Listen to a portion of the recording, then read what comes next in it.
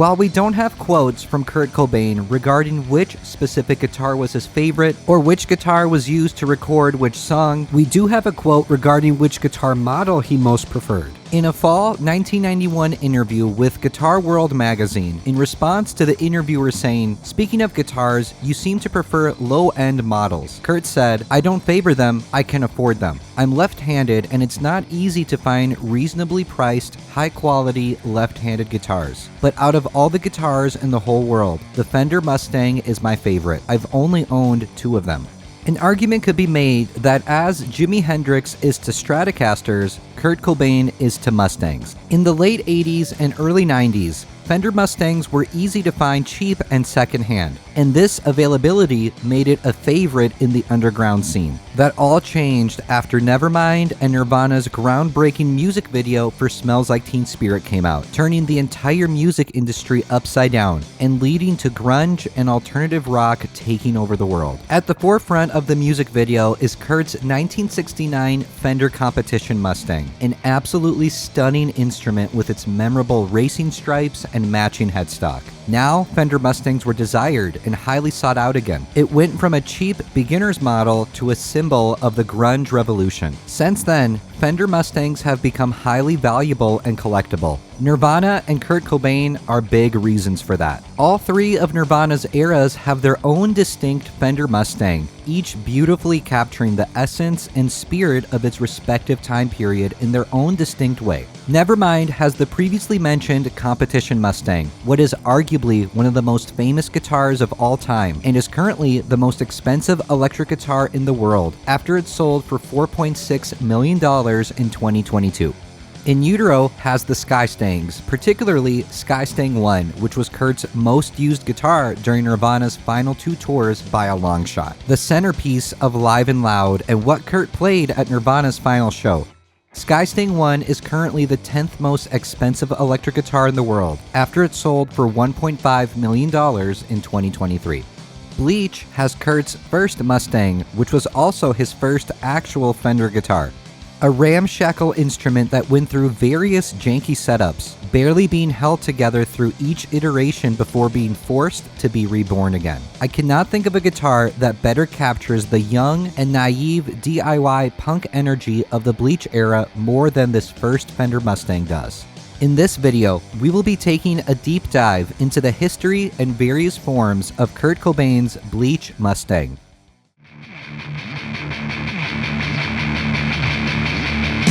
Our story starts with an excellent interview with Krist and Chad Channing, conducted by Grant Alden in February of 1990. This particular interview gives us a treasure trove of insight into the gear Nirvana had used up until that point, and Krist gives us a detailed story of the origin of this Fender Mustang. One time, Kurt and I were walking around the Evergreen State College campus looking for something, and we heard this band jamming. So we went to these dorm bungalows, and there's this guy playing. "Oh, you guys are Nirvana?" And we're like, "Yeah, we are." Anyway, this guy had all these Kramer guitars around, and there was this left-handed Fender Mustang from the late 60s. Cause Kurt's left-handed, you know, and it was sanded down, so you couldn't see it. It didn't say Fender or anything on it, but it was a Mustang. "Hey, guys, neat guitar." "Oh, that thing? Huh, this guy's into Kramers and Charvels. He had all these top-of-the-line Charvels." We're like, "Well, hey, you want to sell it?" He says, "I don't know, $50? We talked him down to $20. Then we ran to the bank machine and we ran back and everybody was gone, but the window was open. I thought, let's just rip it off. But no,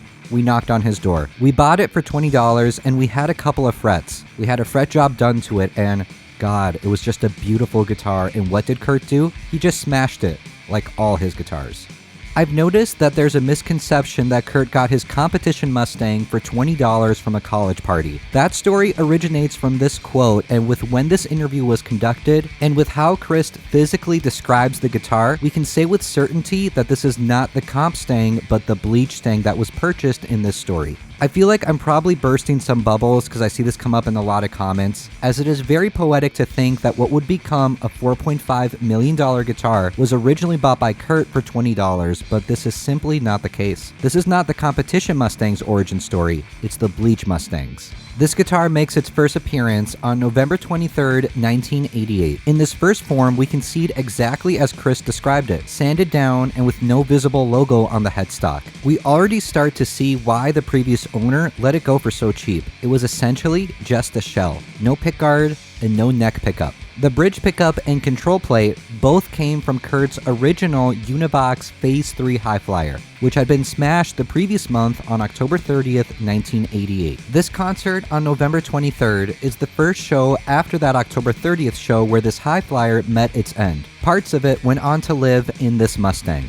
December 1988 was a busy month for Nirvana that saw this Mustang get several notable uses. There is a rehearsal that was filmed on the second floor of this building, what used to be Krist's mother's hair salon. After hours, it was Nirvana's practice space, and there's great footage of a December 1988 rehearsal in the With the Lights Out box set. Kurt is playing this Mustang the entire time, and we get a handful of great close-ups.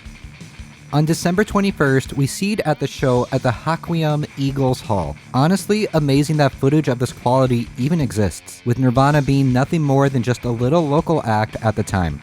In addition to the Mustang, we are graced with video of Krist performing in his underwear. This show took place 3 days before the start of the Bleach sessions, where the bulk of the album was recorded on December 24th and the 29th through the 31st, at Reciprocal Recording in Seattle with engineer Jack Endino. If we break down Bleach's track listing, Floyd the Barber, Paper Cuts, and Downer were taken from the January 23rd, 1988 session where Dale Crover of the Melvins played drums. Big Cheese and Love Buzz were recorded in the summer of '88 to be released as Nirvana's first single, with Chad Channing now in the band. The rest of the songs were recorded in these December '88 sessions. It's always been said and widely accepted that Bleach is a Univox High Flyer album, particularly Kurt's Phase 3. But breaking down the timeline of his guitars could make one believe otherwise. As previously stated, Kurt's original High Flyer was smashed for good on October 30th, meaning that it was most likely used for the January and summer sessions.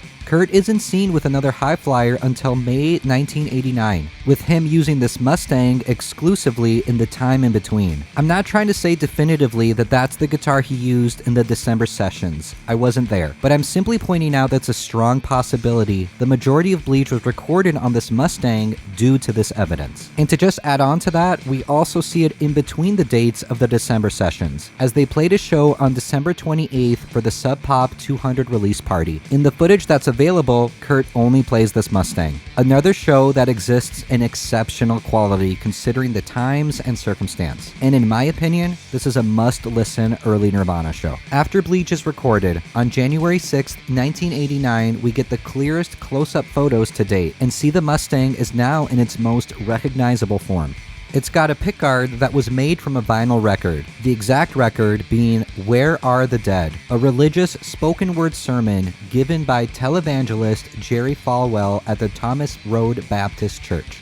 We now get a very clear view of the Soundgarden sticker, and it's kind of mind-blowing to think that at the time, this sticker on this guitar was just a local band giving a nod to a fellow local band. The next time we can clearly see it is on February 25th, 1989, as Nirvana plays the East Ballroom in the University of Washington. Second guitarist Jason Everman is now in the band, and we get what are probably the most well-known photos of this guitar in its Soundgarden sticker form. The strap now appears to be being held on by duct tape, just further adding on to this guitar's already very DIY look. When we are finally starting to get good close-up looks of this guitar, it changes form. We next see it on April 1st, 1989, where Bleach's cover photo was taken by Kurt's girlfriend, Tracy Marauder.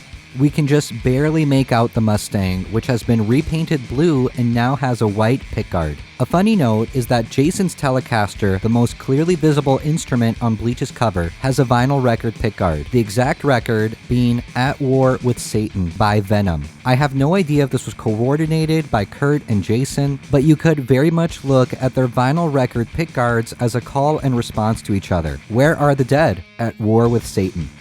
We see some great photos of it 6 days later on April 7th, clearly showing its repaint and new pickguard. It still has the Univox humbucker and control plate.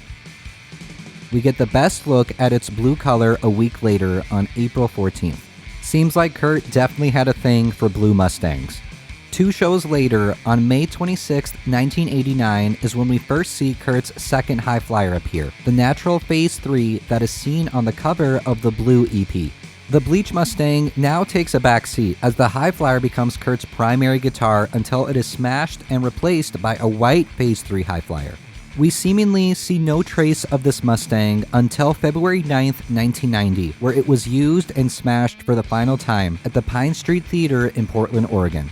Kurt used his beautiful Epiphone ET270 for the majority of the set, bringing out the Mustang for its final encore before being smashed for good. At the end of that show, the drummer of the opening band, Rawhead Rex, asked Kurt if he could have the destroyed guitar, joking and saying, "I want to make wood toys out of your broken guitar for kids." Kurt thought this was funny and gave him the smaller piece. The larger piece was given to Joe Preston, future member of Earth and the Melvins. Kurt kept the pickup and hardware to be reused. These 2 pieces were reunited for the first time 21 years later to be displayed together at the Museum of Pop Culture in Seattle in their amazing Nirvana exhibit.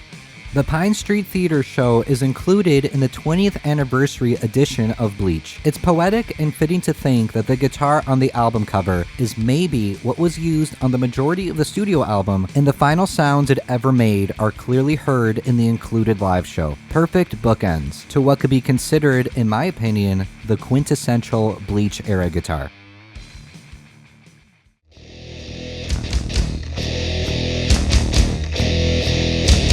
Hey everyone, thank you so much for watching. I hope you learned something new about Kurt Cobain's first Fender Mustang. There's something I want to address quick before I close out this video. I know there are a lot of people out there who know this Mustang as the Greco Mustang and refer to it as such, but there's a reason why I never mentioned that word once in the entire history portion of this video. As we learned from Krist in that February 1990 interview, this guitar was a Fender Mustang and not a Greco Mustang. But the Greco lore has been around for many, many years and originates from this. There was a Guitar World article called The Life and Genius of Kurt, which said this: he often appeared on stage with other models, including a sunburst left-handed Greco Mustang copy that he bought from Guitar Maniacs. The Mustang copy allegedly was destroyed on July 9th, 1989, but it may have experienced some form of reincarnation, since a similar guitar is seen in photos of Nirvana on January 6th, 1990. So obviously, there's a lot wrong with that quote there, but that didn't stop the Greco name from being spread around. And it's essentially just become a nickname for this guitar, even though it's not actually a Greco. Much like how this guitar's model name is not actually VMA Strat, this one is not actually Skystang 1. These are just nicknames that the fans have come to know these guitars by. So when I first started posting about this Mustang on my Instagram, I wanted to reach people who maybe only know it by Greco Mustang and would be searching that term. So in my block of hashtags, which I honestly thought no one ever read, I included in there hashtag Greco Mustang. That was apparently really upsetting to some individuals, to the point where they started saying that I'm a half-assed YouTuber that's only in it for the money because I used hashtag Greco Mustang. Like I said, I have never once referred to this guitar as a Greco. I was just trying to reach the people who may be searching that term. Something I want to make painfully obvious is that I will never be a gatekeeper or an elitist for information like this. If you refer to this guitar as a Greco or this obviously red guitar as a orange thing, I'm not gonna judge you or talk down to you. I understand why you call them these things. These are the guitar's nicknames. And if someone's like, hey Eric, where does this Greco myth even come from? I'm not gonna be like, ha, you would know if you looked in the right places. I'll be like, hey, here's the story. I should probably make a video about this because I imagine you're not the only one with this question. So that's the story with the Greco nickname. I just wanted to point it out because I never once referred to it in the history section of this video, but I know that people will still be searching that term, they'll still call it that, and that's totally fine. And now you know the history of where that nickname came from.